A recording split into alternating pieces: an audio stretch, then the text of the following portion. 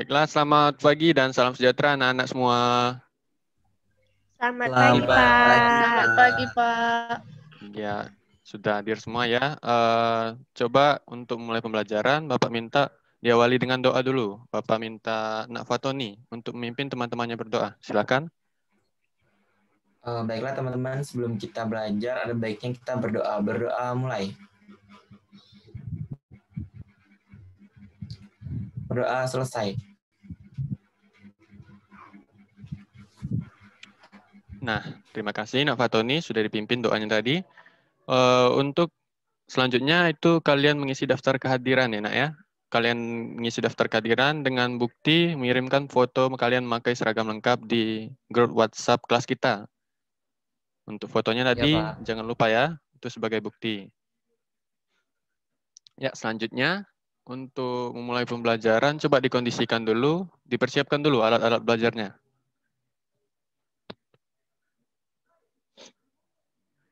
Baiklah, kalau sudah, Pak. sekarang Bapak ingin tanya kepada kalian. Ayo, siapa yang masih ingat untuk pembelajaran sebelumnya? Itu tentang apa kita belajar kemarin? Tentang teks dongeng ayam jago baru, Pak. Iya, Lisa masih ingat ya.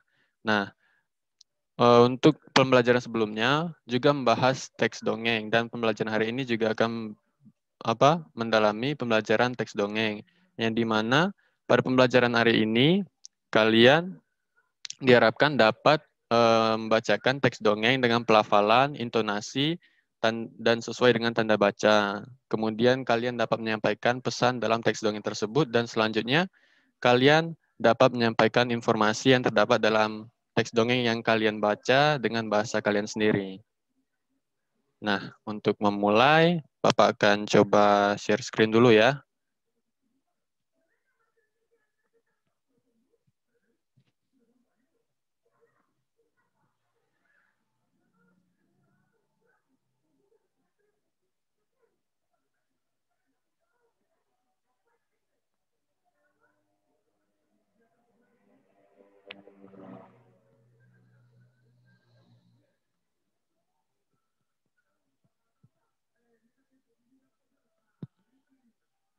Baiklah, apakah tayangannya bisa dilihat?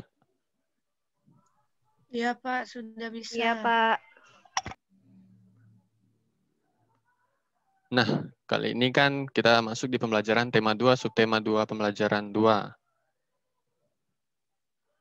Kali ini kita akan membahas teks dongeng seperti yang disampaikan sebelumnya.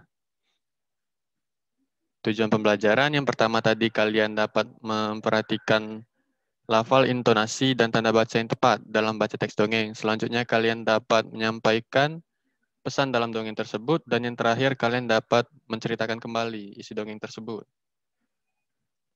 Nah, kalau begitu, apa sih itu dongeng? Menurut kalian, menurut pendapat kalian, tidak tergantung pada teks ini ya. Siapa yang bisa menyampaikan pendapat kalian tentang apa itu dongeng?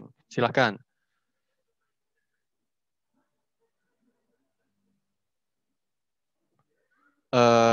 Nak Furi, Saya, Pak. mungkin? Oh, Nak Olivia, silakan. Ini, Pak, dongeng itu adalah cerita hayalan, Pak. Seperti kayak cerita Cinderella, kayak itu, Pak. Oh ya. Selanjutnya ada lagi pendapat teman-teman Olivia? Saya, Pak. Saya, Ya. Pak. Saya, Silakan. Pak. Siapa duluan tadi? Silakan, Nak Furi. Jadi cerita dongeng adalah cerita fiktif dan imajinatif yang biasanya adalah cerita hayalan seperti cerita binatang ataupun tumbuhan. Oh, ya. Tadi Bapak dengar satu lagi ya, ada pendapat siapa? Nak Lisa? Iya, saya, Pak. Cerita dongeng itu adalah cerita fiktif yang biasanya dilakukan sebelum tidur. Iya, benar semua pendapat kalian tadi. Coba kita perhatikan di sini ya. Di sini disebutkan dongeng adalah cerita hayalan atau cerita yang tidak benar-benar terjadi. Kemudian, dongeng biasanya dibacakan secara turun-menurun. Kemudian, dongeng berfungsi menyampaikan ajaran moral atau mendidik dan juga menghibur. Dengan membaca dongeng, kita dapat mengetahui pesan moral atau nasihat dalam sebuah cerita.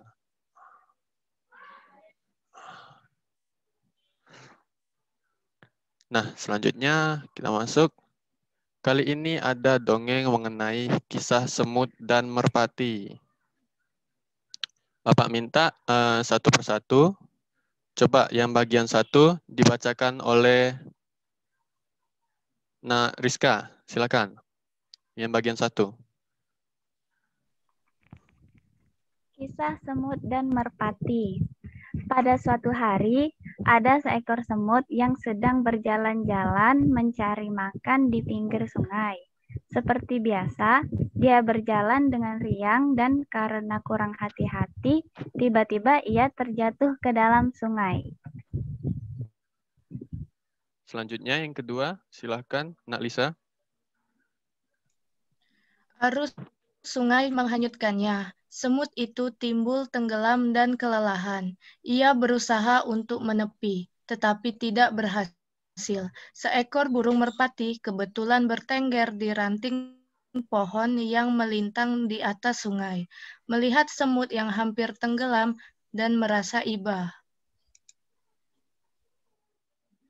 Baiklah, yang ketiga, bagian ketiga, silakan Nak Tesya dibacakan. Burung merpati ini memetik daun dan menjatuhkannya di dekat semut. Semut merayap naik ke atas daun.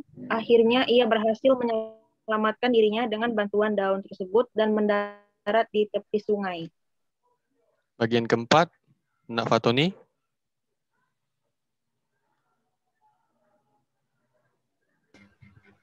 Tidak lama kemudian, sang semut melihat seorang pemburu burung sedang mengendap-endap berusaha mendekati burung merpati yang telah menolongnya tadi. Semut menyadari bahaya yang membayangi merpati yang baik tersebut. Ia segera berlari mendekati pemburu dan menggigit kaki sang pemburu. Nah, bagian kelima, silakan Nak Furi. Pemburu itu pun kesakitan dan terkejut.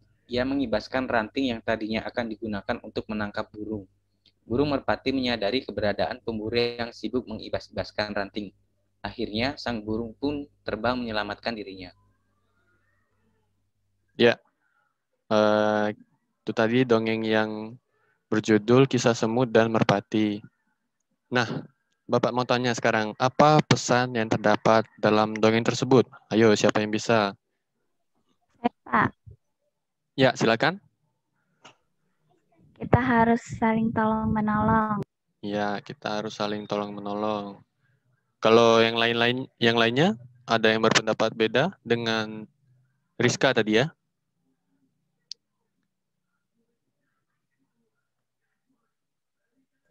Baiklah. Saya, Pak. Nah, Nak Lisa, coba apa pesan yang terdapat dalam dongeng tersebut? Kita tidak boleh melupakan orang yang menolong kita. Ya, betul ya. Nah, di sini ada beberapa hal yang perlu diperhatikan saat membaca dongeng. Dan juga di sini membantu kita seperti tadi agar kalian lebih mudah menangkap pesan dalam dongeng tersebut. Jadi ada beberapa hal yang harus diperhatikan dalam membaca dongeng. Yang pertama itu pelafalan. Yang pertama, mengucapkan kata dengan tepat. Jadi di sini dalam pengucapan di setiap kata itu harus diperhatikan agar kiranya pendengar dongeng atau juga kalian yang membaca itu juga dapat menangkap pesan dari per kalimat ataupun juga per paragraf dalam bagian yang seperti dongeng tadi ya. Nah, kemudian ada menggunakan frasa yang tepat, bukan kata demi kata. Nah, frasa yang tepat yaitu pada pelafalan ini juga harus diperhatikan. Selanjutnya ada intonasi. Yang kedua, intonasi. Pertama itu kalimat yang diakhiri dengan tanda titik, intonasi suaranya datar. Nah, untuk intonasi, suaranya itu datar yang diakhiri dengan tanda titik ya. Tuh, coba diingat. Kemudian ada kalimat yang diakhiri tanda tanya, intonasi suaranya menurun. Maaf, mungkin kalimat yang diakhiri tanda tanya, intonasi suaranya naik. kalimat yang diakhiri tanda seru, itu tanda suaranya itu naik.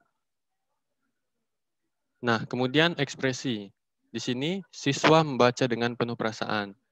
Dalam baca dongeng, kalian juga bisa mengekspresikan apa yang terdapat dalam kalimat atau juga kata-kata yang kalian baca dalam dongeng tersebut. Kemudian ada tanda baca. Nah, biar lebih jelas tuh kalian membacanya. Yang pertama, jika saat membaca bertemu tanda koma, maka pembaca berhenti sebentar. Berhenti sebentar, lalu dilanjutkan kembali baca dongengnya. Kemudian jika saat membaca bertemu tanda titik, maka pembaca berhenti membaca, kemudian pembaca mulai lagi kalimat berikutnya tersebut. Jadi perbedaannya di sini tanda koma itu berhenti sebentar dan tanda titik itu berhentinya agak lama. Kemudian ada suara yang terakhir, itu suara lantang dan dapat didengar oleh orang lain dengan jelas. Nah, jadi dalam baca dongeng itu tidak boleh seperti bergumam atau juga tidak jelas suaranya. Jadi harus dengan suara lantang, agar juga mungkin yang mendengarkan dongeng tersebut juga tertarik untuk mendengarkannya. Nah, setelah kalian perhatikan beberapa hal tadi, kita akan kembali membaca ulang. Kali ini Bapak minta dengan beberapa hal yang tadi diperhatikan ya. Jadi, sehingga pesan yang terdapat dalam dongeng tersebut, kalian dapat maknai atau dapat kalian pahami maknanya. Oke, kita baca ulang ya. Baiklah, untuk satu ini Bapak minta semuanya dibacakan oleh Ruaini. Dari 1 sampai 5 ya. Silakan, Nak Ruaini bacanya, memperhatikan dengan beberapa hal tadi. Silakan. Kisah semut dan merpati. Pada suatu hari, ada seekor semut yang sedang berjalan-jalan mencari makan di pinggir sungai. Seperti biasa, dia berjalan dengan riang dan karena kurang hati-hati, tiba-tiba ia terjatuh ke dalam sungai. Arus sungai menghanyutkannya. Semut itu timbul tenggelam dan kelelahan. Ia berusaha untuk menepi, tetapi tidak berhasil. Seekor burung merpati kebetulan bertengger di ranting pohon yang melintang di atas sungai. Melihat semut yang hampir tenggelam dan merasa iba.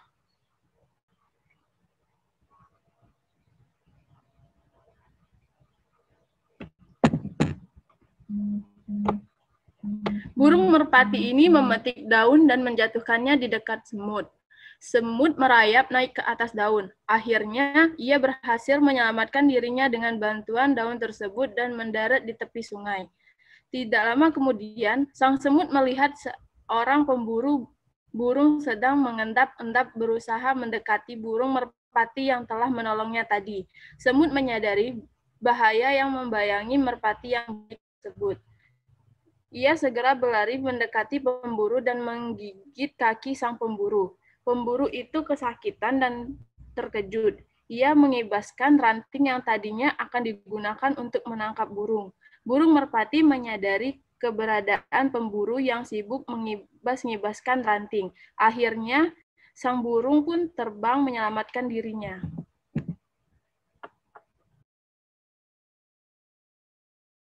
Coba beri tepuk tangan dulu untuk Nak Ruaini. Nah, seperti itulah beberapa hal yang diperhatikan dalam membaca dongeng ya anak-anak sekalian. Di sini Bapak minta tugas kalian di rumah nanti ceritakan kembali cerita tersebut dengan bahasa kalian sendiri. Jadi nanti kalian menyiapkan satu video yang berisikan kalian menceritakan cerita tersebut dengan bahasa kalian sendiri. Jadi tidak perlu dengan teks lagi ya, karena kalian kan sudah memahami dongeng ini tadi.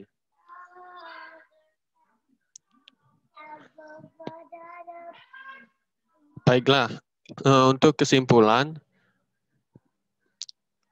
mari kita tarik kesimpulan bersama-sama. Baiklah, ada yang bisa menyimpulkan pembelajaran hari ini? Coba, siapa yang berani?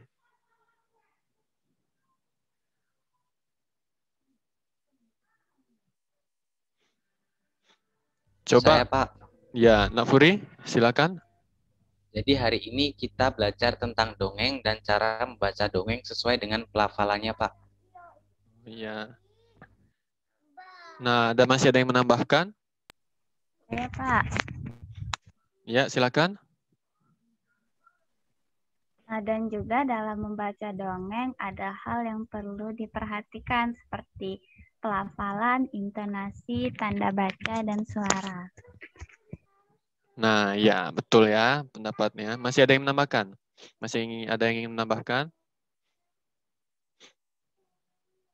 Jadi, intinya dalam pembelajaran hari ini, dalam membaca teks dongeng, itu diperlukan untuk memperhatikan pelafalan, intonasi, tanda baca, suaranya juga harus lantang. Sehingga ada dua hal tadi. Yang pertama, kalian dapat menangkap pesan dalam dongeng tersebut. Yang kedua, seperti ini tadi, tugas tadi. Kalian dapat menceritakan kembali menurut bahasa kalian. Jadi, setidaknya kalian sudah memahami dongeng tersebut. Nah, untuk pembelajaran hari ini bagaimana? Menyenangkan? Menyenangkan. Menyenangkan. Iya, semoga untuk pembelajaran kali ini bermanfaat untuk kita semua. Untuk selanjutnya ada lembar tugas untuk kalian. Nanti Bapak sudah bagikan di grup WhatsApp, bisa dicek dan dikumpulkan di hari yang telah diminta.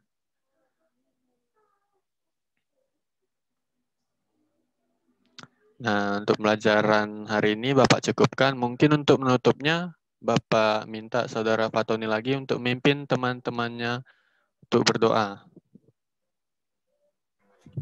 Baik, Pak. Baiklah teman-teman, sebelum kita menyudahi pembelajaran, udah baiknya kita berdoa terlebih dahulu. Berdoa mulai. Doa selesai. Ya, terima kasih untuk anak-anak yang telah berpartisipasi. Semoga pembelajaran hari ini dapat kalian pahami, bermakna bagi kalian. Dan juga Bapak ingatkan, tetap jaga kesehatan, tetap jaga imun kita di pandemi seperti ini. Baiklah Bapak akhiri, Pak ucapkan terima kasih, sampai jumpa dan selamat pagi. Pagi, Pak. Pagi, Pak.